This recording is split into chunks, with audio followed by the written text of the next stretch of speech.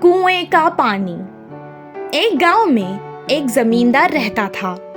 वो बहुत लालची था और किसी की मदद नहीं करता था। अगर किसी की मदद कर भी देता तो उससे सूद समेत सबका हिसाब लेता था। उसके पास एक कुआं था जिससे उसे कोई फायदा नहीं हो रहा था। वो अपना कुआं बेचना चाहता था। वहीं एक किसान भी रहता था जिसे कुएं की जरूरत थी। इसीलिए वो उसे खरीदने जमींदार के पास आया और उसे खरीद लिया।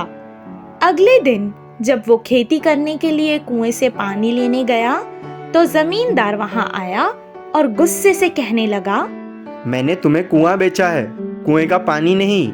उसके अंदर का पानी मेरा है।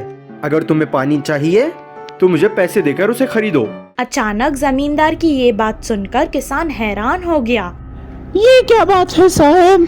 जब आपने मुझे कुआं बेचा है तो उसका पानी भी तो मेरा ही हुआ ना। अब आपकी ये बात मुझे कुछ समझ नहीं आई।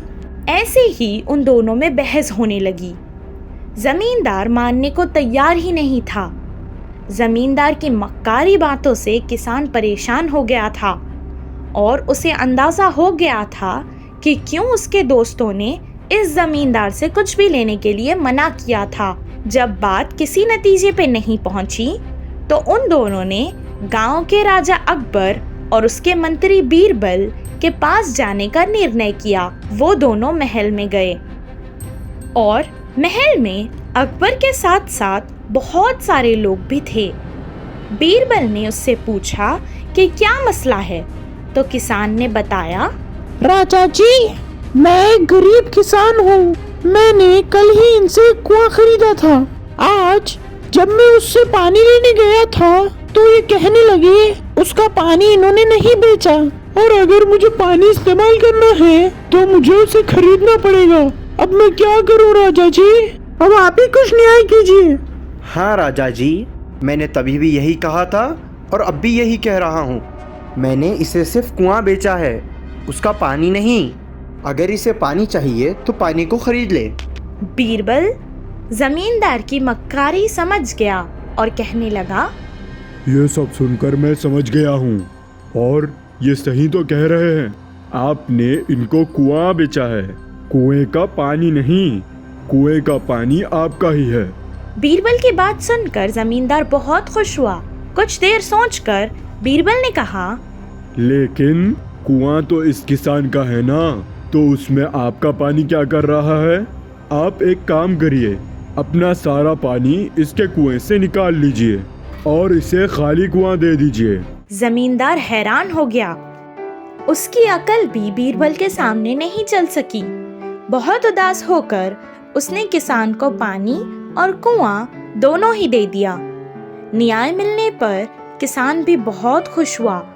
सही न्याय करने पर बीरबल की अकबर के साथ मिलकर सबने तारीफ की। इस कहानी से हमें ये शिक्षा मिलती है कि मक्कारी करने से हमारा ही नुकसान होगा। माँ बतख की चतुरता। एक जंगल के नदी में माँ बतख अपने बच्चों के साथ मिलकर रहती थी। ये सब नदी में आराम से घूमकर उनके लिए पर्याप्त भोजन को समेटकर खुशी से रहते थे।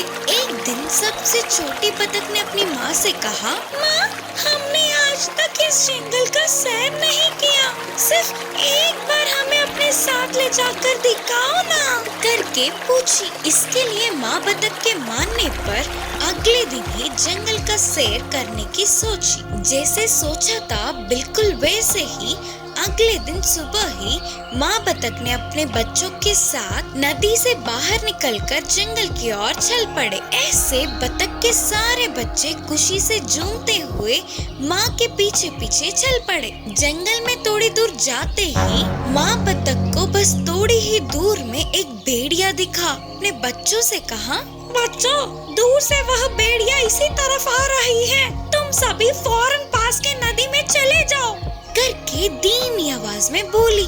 माँ के कहने पर सारे बच्चे नदी की ओर भागने लगे। तुरंत माँ बतख ने अपने पंखों को फैलाते हुए बहुत ही मुश्किल से चलने लगी। एक तरफ भागने वाले बच्चे तो दूसरी ओर ना चल पाने वाली माँ बतख को देखकर, बतख के बच्चे तो मेरे एक टाप के लिए भी काफी नहीं होंगे। शायद माँ बतख घायल हुई होगी, इसीलिए तो कहीं नहीं जा पाएगी। इससे खाके मैं अपनी भूख बुझाऊंगा। हंसता हुआ बोलकर भेड़िया माँ बतख की तरफ आने लगा। इतने में सारे बतख के बच्चे नदी में चले गए। यह देखने वाली माँ बतख ने अपने पंखों को सीधा करके एक ऊंची उड़ान भरी और नदी के बीच जाकर बैठ गई। माँ बतख को देख सारे बच्चे खुशी से उछल पड़े। एक झटके में घटित घटनाओं से भेड़िया चौंक गया और सोचने लगा कि ऐसे हाथ लगे बतख अपने बच्चों के साथ साथ बच के निकल गई। सोच के अपने आप को कोसता हुआ उदास होकर उधर से चला गया भेड़िया। एक गांव में एक मुर्गी थी। एक दिन उस मुर्गी ने अंडे दिए। कुछ ही दिनों में उसमें से मुर्गी के बच्चे आते हैं। वे सभी एक घोंसले में आराम से सोते थे। मुर्गी अपने बच्चों का ध्यान अच्छे से रखती थी। उधर ही उनके पास ही एक बिल्ली का निवास था। एक दिन बिल्ली की नजर उन मुर्गी के बच्चों पर पड़ी। तभी बिल्ली निर्णय कर लेती है कि उनके साथ सीधा बनकर खा जाएगी। अचानक से एक दिन मुर्गी को बाजू के गांव में जाना पड़ा। सारे बच्चों को बुलाकर मुर्गी ने कहा, ध्यान से रहना, किसी पर भी पूरा विश्वास मत करना, मिलजुल कर रहना सब। बोलकर मुर्गी गांव चली जाती है। मुर्गी का जाना बिल्ली देखती है। वह किसी भी तरह रात में आकर उन्हें खा जाने की सोची और फिर धीरे से मुर्गी के बच्चों के पास आकर पूछती है कि मुर्गी के बच्चे, इस रात को तुम लोग कहाँ सोओगे? हम सब हमारी माँ की बनाई हुई घोंसले में सोएंगे। बोलकर जोर से एक बार में बोलते हैं। मुर्गी के बच्चों के ऐसे बोलते ही बिल्ली खुशी से वहाँ से चली जाती है। उसके जाते ही मुर्गी के बच्चे आपस में बात करते हुए बोले कि माँ ने कहा था ना कि किसी पर विश्वास मत करो, इसीलिए हमें ध्यान से रहना चाहिए करके सोचते हैं। उस रात के लिए वे अपने घोंसले में खाटों को बिछाकर बाहर आकर चूल्हे के पास सो जाते हैं।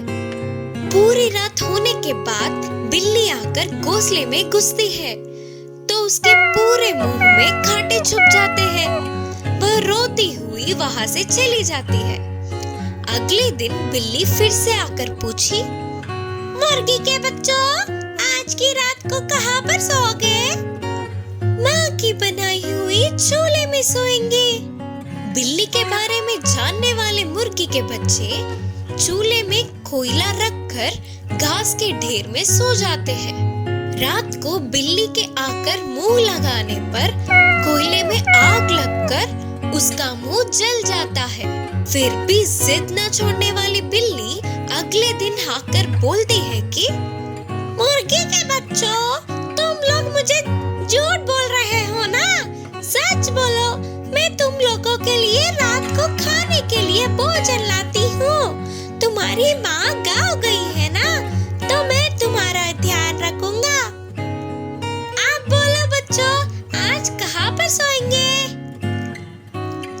ठीक है, फिर हम सच बोलते हैं, हम उधर उस घास के ढेर में सोते हैं।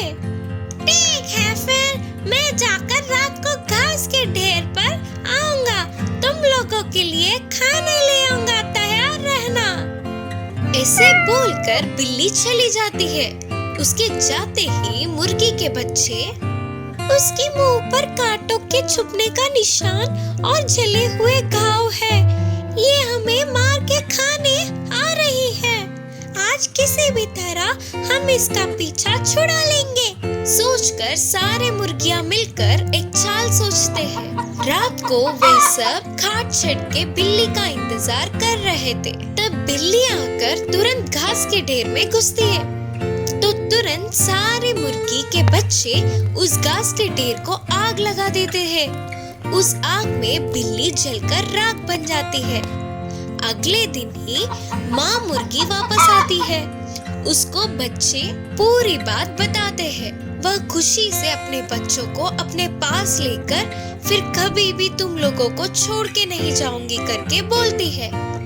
यह सुनकर सारे बच्चे खुशी से उछल पड़ते हैं। होशियार बकरी की कहानी। एक गांव में गोपी नाम के व्यक्ति के पास बकरियों का झुंड था। वह रोज उन बकरियों को घास चराने के लिए पास के जंगल में ले जाता था। पूरे दिन जंगल में खुशी से घास चरते थे, फिर शाम तक घर वापस पहुंच जाते थे। उन बकरियों के झुंड में एक छोटी सी बकरी थी। उसकी उम्र कम होने पर भी होशियारी में बड़े बकरियों से कुछ कम नहीं थी। उसकी होशियारी से बाकी के बकरी चौंक जाते थे। इससे मालिक को वो पसंद थी और वो उसको बहुत ही लाड प्यार से ख्याल रखता था। एक दिन गोपी बकरियों के झुंड को जंगल के पहाड़ी की तरफ ले गया। घास चराने के लिए छोड़ के वह जाकर एक पेड़ के नीचे बैठ गया। फिर वह छोटी सी बकरी इधर उधर भागते हुए झुंड से दूर चली गई। थोड़ी देर बाद अपने झुंड से दूर आ गई करके जानने वाली बकरी वापस पीछे की तरफ मुड़ गई। ऐसे वापस जा रही थी तो उसे रास्ते में एक बाघ दिखा। उसे देखते ही पहले बकरी डर से कांपने लगी, फिर किसी भी तरह साहस जुटाकर बाघ के सामने खड़ी रही। बाघ उस पर कूदने के लिए तैयार था।